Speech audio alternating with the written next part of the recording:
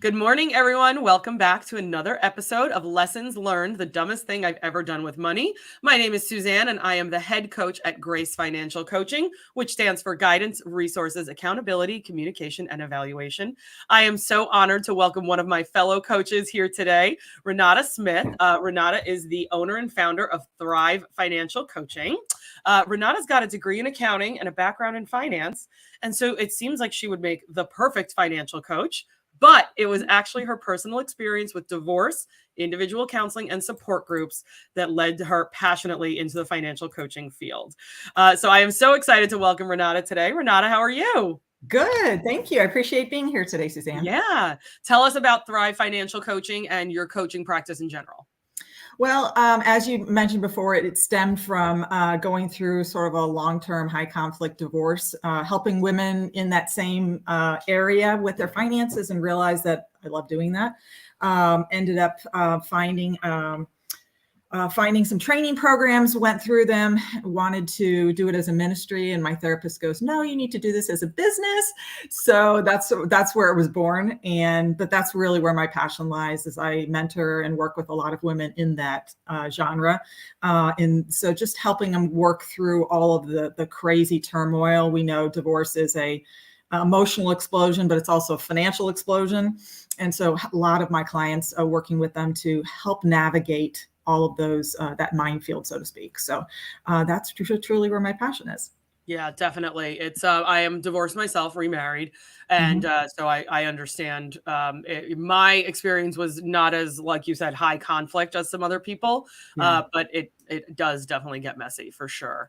So kudos to your therapist for telling you, no, this is going to be a business. Best therapist ever. Yep.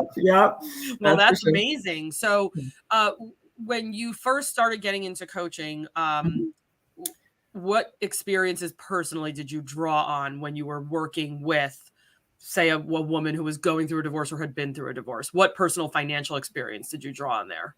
Well, I personally did all my finances for our family. So, I have the accounting degree, used to use Quicken, did all that sort of stuff.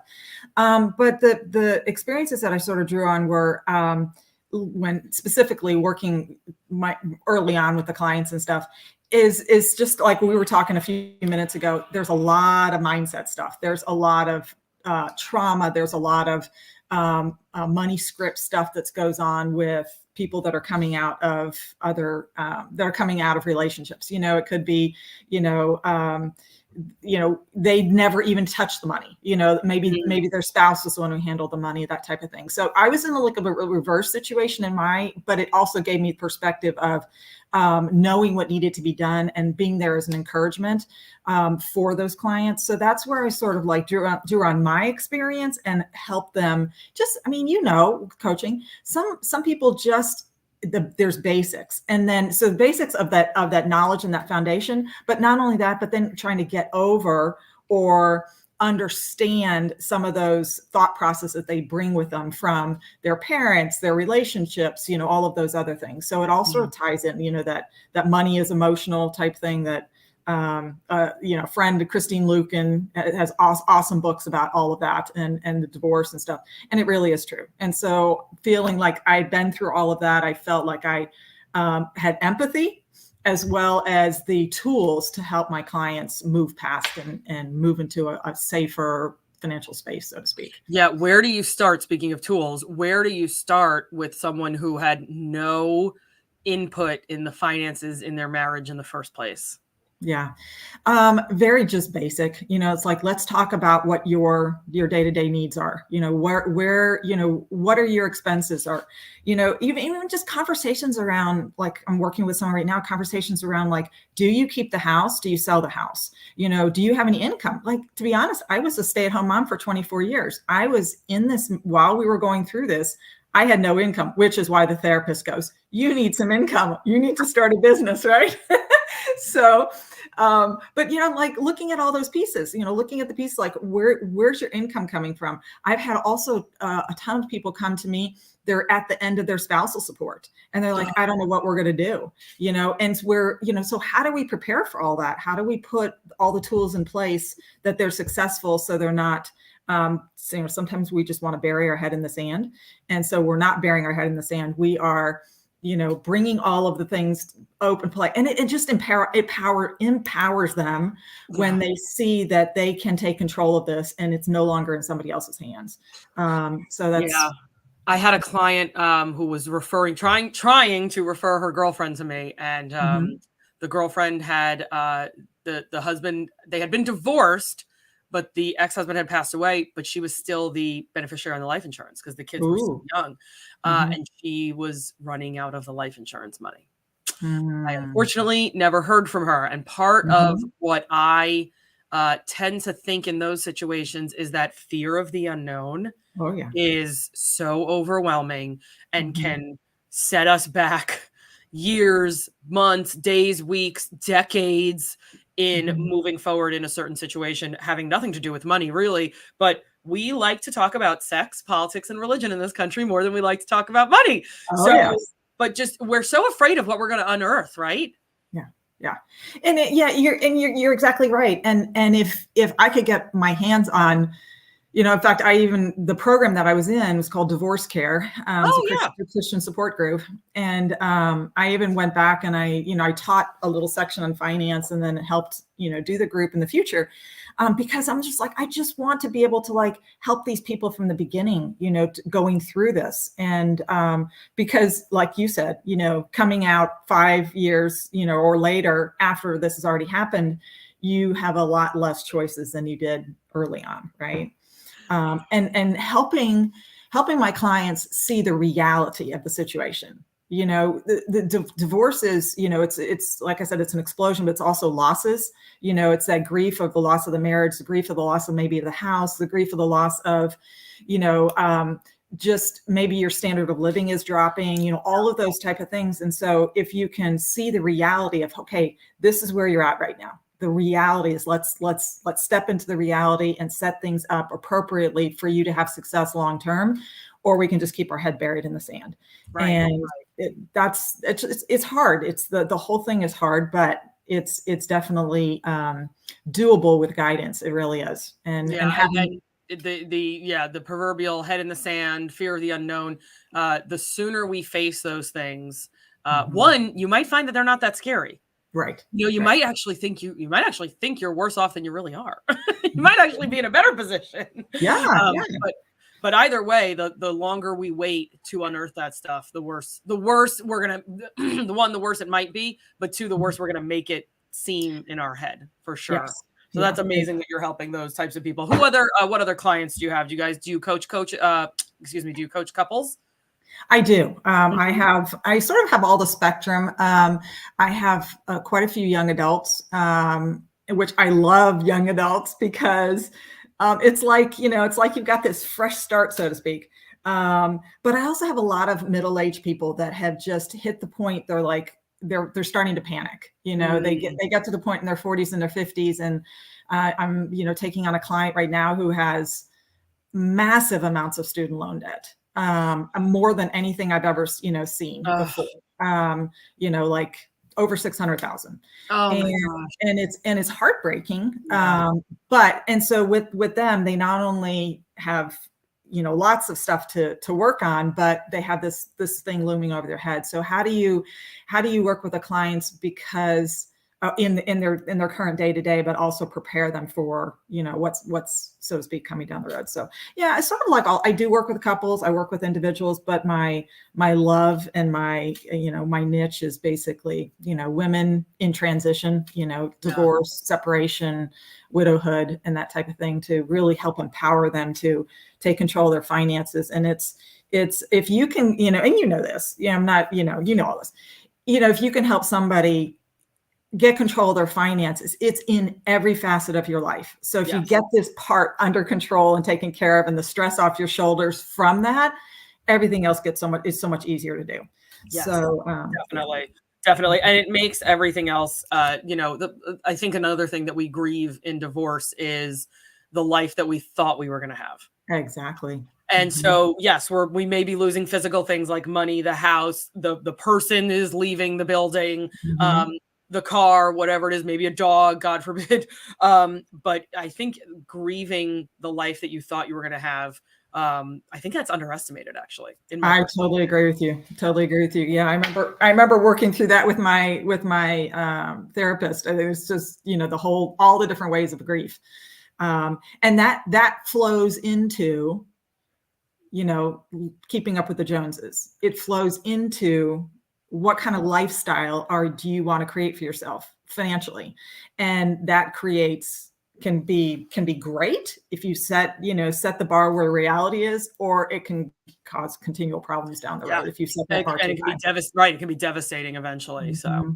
So Renata, I created this show to help other people realize we all make financial mistakes, even those of us who grew up to be financial coaches. Yeah. So please tell us, what is the dumbest thing you've ever done with money? Well, so probably 22 years ago, moved to the state of Arizona. Was getting ready to purchase our third home, and let's just say we bit off more than we can chew.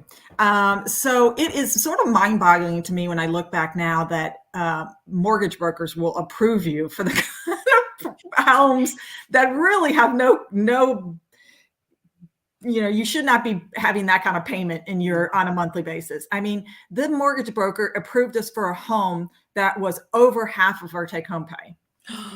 Oh my gosh. And so we, in our mind, had some stock that we were going to sell. And, we were thinking early retirement, sell the house, buy the house cash, and blah, blah, blah. And the things didn't go quite as we planned. We sold the stock, but didn't take it out of the actual stock that it was in, and the stock market crashed. So my goodness. Yeah. So when that happened, we lost all of that money. And then we had a massive tax bill. So we had to take a loan out on a 401k to cover the tax bill. That money was supposed to pay for the house, or a good portion of the house, to reduce our house payment. So it was a mess. I can remember praying, because I was a baby Christian at that point, like, God, can you please help us figure out how to get out of this mess? I know we shouldn't be in this mess.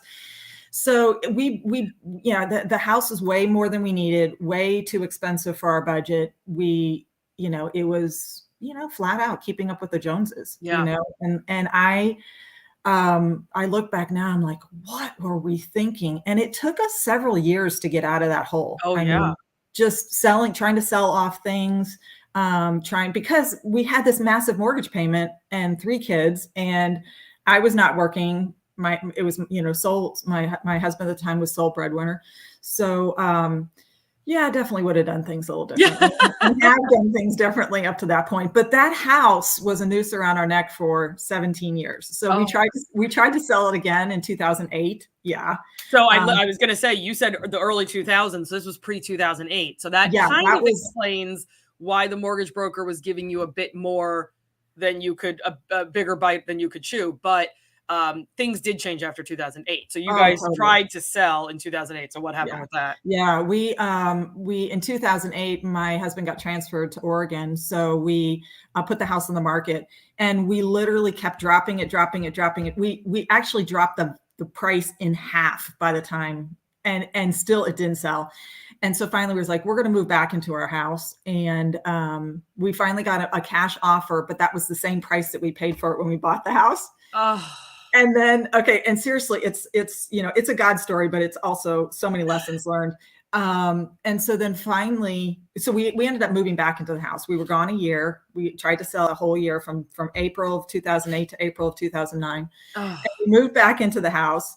And then in 2017, when we sold the house, when I got divorced and we sold the house, we sold it for the exact same price we paid for it 17 years before. Oh my gosh. Yeah.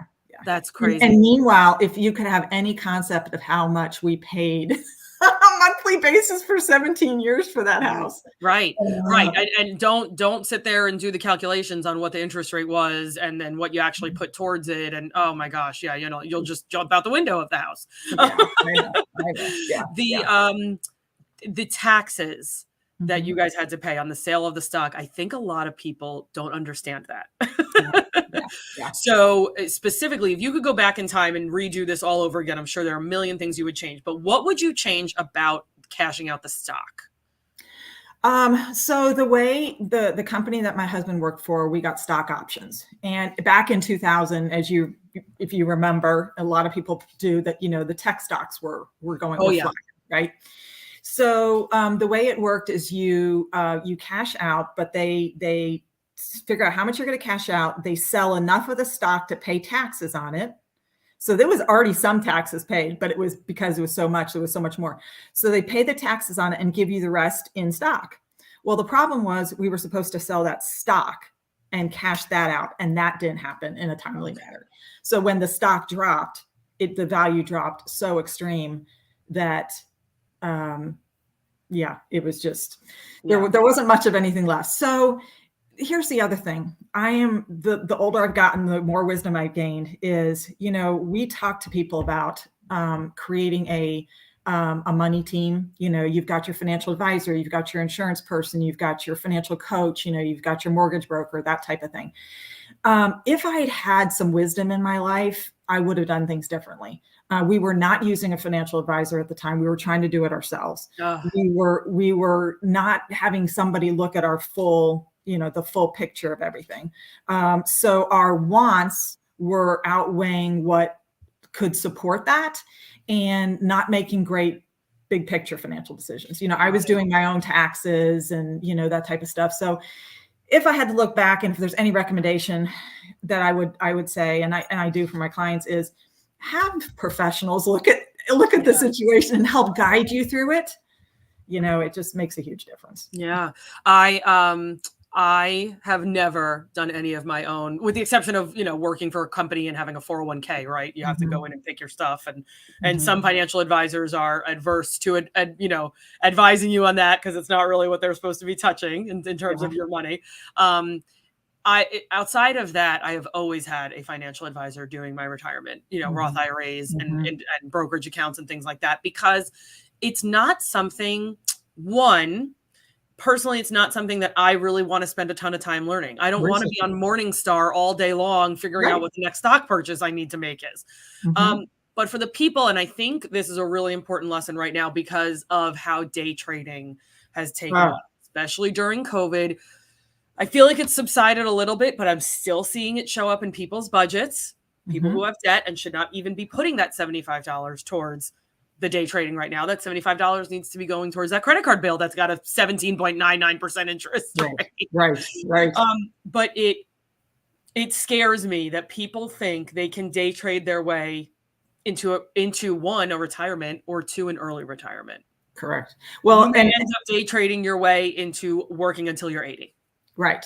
And just me personally, and granted, I don't know a ton about it, and I don't want to spend time researching, is the whole digital currency too. I've had clients come to me and they're like, they're saving money for a down payment for a house, but it's in Bitcoin.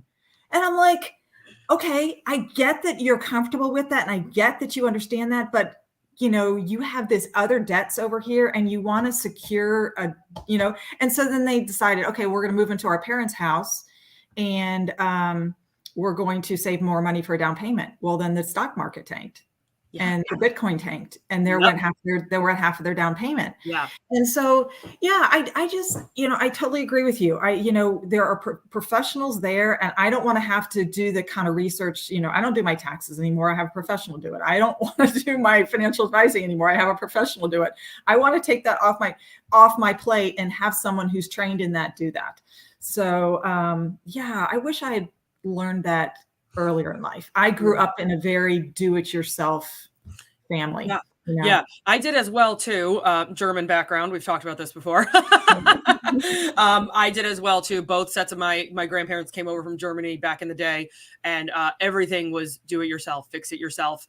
If we purchased anything, we purchased something that was a quality piece that was going to last forever, a quality car that was going to last forever. If something went wrong with the car, we fixed it on the car. So yeah, totally agree. But we get to a point in our lives where we need to bring professionals in. And I Mm-hmm. think in your financial life, again, you pointed out earlier, finances touch everything. Yeah. So if you're going to bring professionals into one area of your life, maybe outside of like your physical and mental health, I'd highly recommend financial. Yes, I'm the same way. And it's funny because when I first started, I told my mom is 91 and a half. Oh, but God bless her. Yeah. So 4 years ago when I was starting this business, I told her about this and she goes, she was my detractor. And I figured out why later, but I also found out having a discussion with her, my mom did a budget as long as I can remember. Oh, okay. And I mean, like a written notebook budget, long before computers and everything. She still does a budget at 91, right? But I found out that she was a financial coach in the 60s. She basically was helping other Navy women learn how to save money and learn how to set money aside. Because get this, I don't know if you knew this or not, but back in the 60s, if your husband passed away or something happened when you were in the military, the paycheck got cut off. Yeah. Boom, right then and there. And so my mom was like, no, you have to set some money aside. You have to have it, like cash in because you couldn't open a bank account as a female back then. So my mom was teaching all of these women how to do these things way back when. And I was telling her and she told me, I'm like, oh my gosh, this is so cool. Your mom was the original budget coach back in the day. That's amazing. Yeah. So I learned great principles from my parents. I really did. I had an IRA opened when I first got out of high school, my first job, I had an IRA. So I learned good principles, but I was also influenced by my spouse who had more of a keep up with the Jones, mentality. And so it's a slippery slope. Lifestyle creep, it happens. Yeah. And sometimes it just takes some important things to wake yourself up to realize like, yeah, we need to do this a little differently for the future. Definitely. That exactly what you were talking about, where the paycheck gets cut off. People joke around about this, but it took an act of Congress to change that. Oh, wow. Because these are government employees in the military, my husband being active duty Navy. Now, when let's say that's the husband in the Navy passes away, the paychecks don't automatically stop. But not only that, you immediately get, I think it's $100,000. You almost immediately get a payment of $100,000. Wow. Put into the bank account. I want to say it's between 50 or 100,000. Luckily, I have never had to go through that. Right. But it's now radically changed from where the paycheck stops immediately because they're no longer working, they're deceased, to basically it's basically a front loaded payout of the life insurance that comes down the pike later on. It's supposed to help with burial expenses. It's supposed to help bring family members in, because usually military families are living away from where they live, Right. So it's supposed to soften the blow of the loss. So the good news is that has changed. Wow. I'll let my mom know. I don't know if she knows this or not. Yeah, so. right. Exactly. Yeah. That's so amazing. Oh, Renata, I love your story. This was so informative. And I really think, keeping up the Joneses, all that kind of stuff, but man, it's like second guess yourself when it comes to that, like cashing out the stock to pay off the house. Man, did that seem like the right thing to do? But, just make sure you have those professionals around you to give you that advice. Right. Yeah, I think that's the moral of the story today is that professional network is just probably one of the best things you can do for your financial health. You can. Yeah. And I can remember when I was going through the divorce that I had professionals tell me, hey, you need to do this. You need to do this. And because I was not in a great emotional state, of course, accepted their advice. And I just think that goes for so many aspects, financial aspects of our life and all sorts of aspects is, take the wisdom of some people who walked before you, whether it's, through your church, friends, whoever, or professionals, it never hurts to have some wisdom imparted on you, because you might not be able to see things clearly being in the midst of something. Right. So that we can always use some more wisdom in our life. Yes. Amen. Renata, thank you so much for joining me today. I saw a bunch of people jump in and out of our conversation today. If you didn't get to watch Renata's dumbest thing she's ever done in full, please check out the YouTube channel. Look up Grace Financial Coaching. Renata Smith of Thrive Financial Coaching, thanks for coming on with me today. Thank you. I appreciate your time. It was a lot of fun.